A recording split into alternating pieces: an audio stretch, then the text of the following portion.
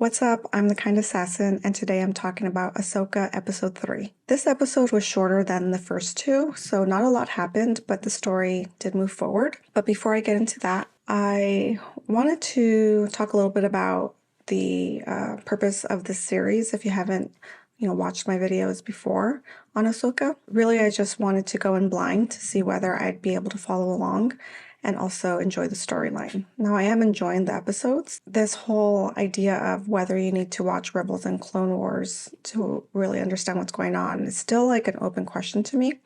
I do find that I'm lost a lot of times. So there's actually a lot of chatter online about this that I didn't realize. It's kind of a bigger question that a lot of people have been asking. And I actually happened to stumble across a Reddit thread today where someone said, basically, about the I shouldn't need to watch Clone Wars and Rebels argument. And he, she, they kind of wrote, their thoughts on this.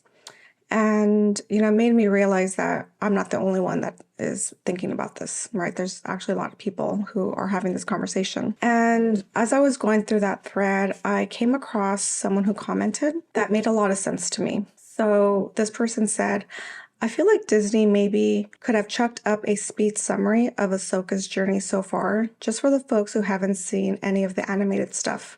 Similar to how Obi-Wan Kenobi had a 5-minute opening which recapped the prequel trilogy. It gives new fans a quick glimpse of Ahsoka, Sabine, Hera, Wang, Chopper, Thrawn, Ezra, and anything else they might need to know about.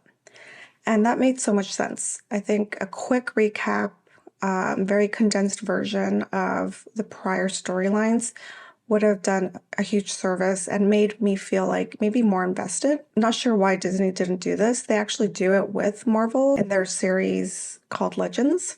So, they have done it before. They have the formula. So just curious why they didn't do that for Ahsoka. But anyways, just thought it was interesting that I happened to kind of come across this thread and really discover that there's a lot of people talking about this. And people are on both sides of the fence. I feel like I'm straddling that fence. And, all in all, I will say that I'm enjoying Ahsoka as much as I enjoyed Boba Fett. So getting back to the episode, which is titled Time to Fly. Like I mentioned, not too much happened, but the story did move forward. Essentially, Ahsoka and team found the hyperspace ring that is being built, and they deduced that they, will be able to travel farther than, typical, I guess, hyper speed or whatever that's called. And then it just ended with Baylan kind of, setting out on a manhunt to find Ahsoka and team. There was a really cool space fight right between that blonde girl, and I can't remember her name, sorry, and Ahsoka. So that was cool, it was pretty extended. I will say that I didn't feel invested, and I just don't know why, honestly. It seems like it should be exciting, but there's just something missing. The heart, the tension is just not there for me. So anyways, a few scenes and characters that stood out to me. There was an early scene where Ahsoka is going through that hyperspace, tunnel. And it reminded me of a scene in Mandalorian where Grogu is looking at that tunnel, like the clouds or whatever, and is seeing shadowy figures kind of floating or, swimming, flying through there. And turns out that these creatures actually make an appearance later in the episode, right? The space whales. I'm sorry, I don't know what they're called. So that was a cool callback to Mandalorian. And when Ahsoka was training Sabine and they were having a conversation about her skills and where she's at with her training and, whether she's potentially going to be able to become a Jedi. I learned that she's a Mandalorian, Sabine is, and I didn't know that, I don't think. And I also didn't quite understand whether she actually has Jedi powers. Is she eventually going to be a Jedi? Ahsoka said that the Force is in everybody, and Sabine's like, so then can everybody use it? And Ahsoka's, well, it's based on talent. The Force resides in all living things, even you. If that's true, then why doesn't everyone use it? Talent is a factor. So it just seems very vague. And that's not too different from the whole entire universe, right? The whole Force is vague and it's really difficult to understand. We'll use the Force. That's not how the Force works. That scene did remind me, though, of the scene where Obi-Wan was training Luke for the first time in the spaceship. I know it's the Millennium Falcon. It's just been a long day. You see? You can do it. So that was another cool callback. So while Ahsoka is trying to track down Morgan, Hera goes to the Republic to try to get more resources and get like an army or something to go help Ahsoka. And that whole conversation didn't go well because the Republic is very skeptical about whether there's, people who are loyal to the Empire and who are trying to like bring it back. And there's a character that was introduced, Giorno. I'm not sure if I'm pronouncing that right. I don't know if he's from the previous shows or if he's brand new. It seems like has history with them, so probably in the previous shows.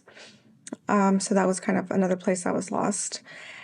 And because I didn't know like what their beef was. Mon Mothma also made an appearance. I really like her character. She's really complex, because as we learned in Andor, she's really trying to play both sides, and it's very dangerous for her to try to support the rebellion, but also maintain her power as a senator and also just maintain airs as kind of a socialite. So I really like her character, but I didn't realize she crossed lines with Rebels and Clone Wars. I guess it makes sense, right? Because she did help start the rebellion and fund it.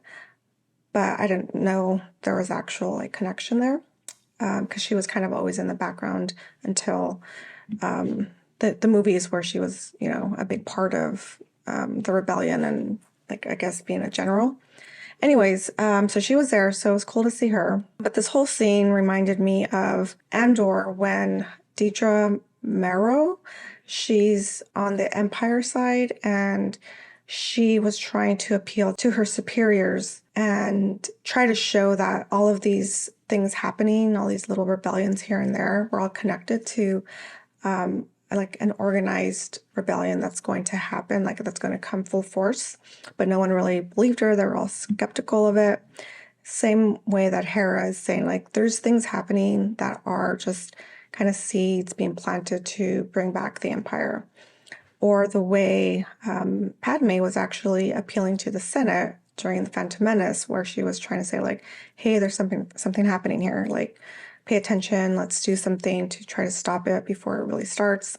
So anyway, so I thought that was a kind of a cool thread that is being carried through all of these storylines, is there's always like something like lurking, and those in power are really ignorant and overly confident.